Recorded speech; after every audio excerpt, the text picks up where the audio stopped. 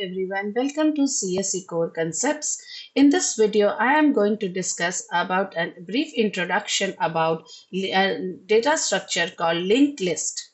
Before starting with the actual implementation of linked list, let us first understand why do we need a dynamic memory allocation. For that, consider a problem that I have to insert some customer details who want to enroll for a shopping festival scheme. Now, in this case, it is very difficult to predict predict actually how many customers will enroll, and so the list can grow as they enroll, and the list can shrink as they cancel the subscription.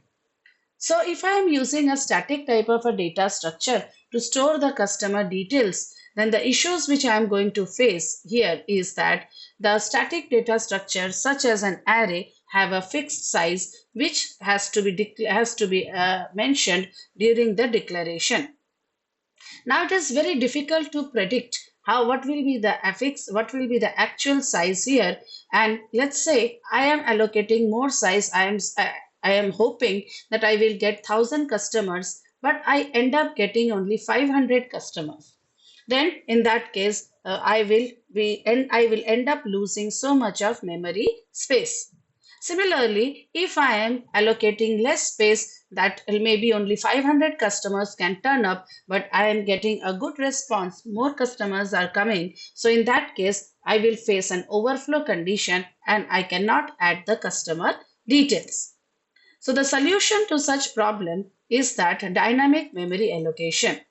Why this problem occurs is that the memory is a contiguous type of a memory, and here we require something called as a dynamic memory where we can get some flexibility while adding, deleting, or rearranging the data items during runtime or execution time. So these techniques help us or permit us to allocate additional memory if required during the execution time, or if I end up having more excess space, I can release that memory, and in this way I can optimize the use of the storage space.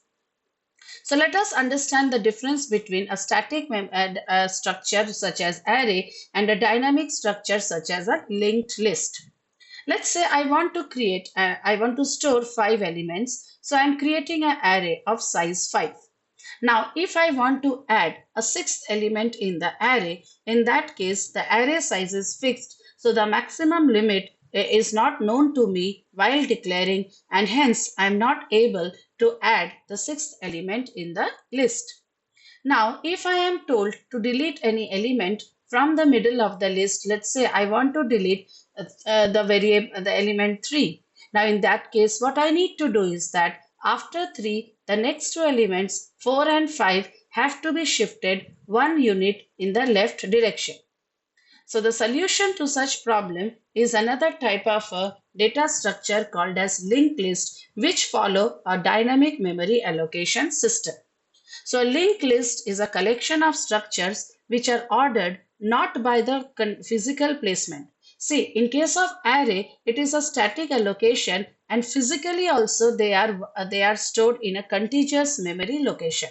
But in case of dynamic memory allocation, physically they may not be stored in a contiguous memory allocation, but they are connected to each other via logical links. How? We create nodes. So a node has two parts. First part of the node is the data or the item which has some value which we need to store, and the second part of the node will store the address of the next node. So basically it is a pointer variable which stores the address of the next node, hence logically linking both the nodes. So if I want to create a node, I can declare it as in form of structure because I have two elements here. First element is the item or the data. So if I want to store some integer values, I can declare it in the form of integer. And the next element is the pointer because it will store the address of the next location. So it is a pointer of type struct node. So if you find where the pointer it's referencing to the struct node itself, these type of structures are called as self-referential structures.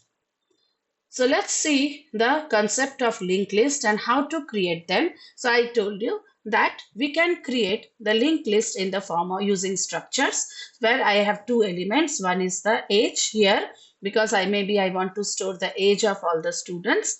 Now the age can be a floating value, so I'm declaring age as float, and the next is the next pointer, which will store the address of the next link. So let's say I am naming that pointer as next, and star next represents that it is a pointer variable.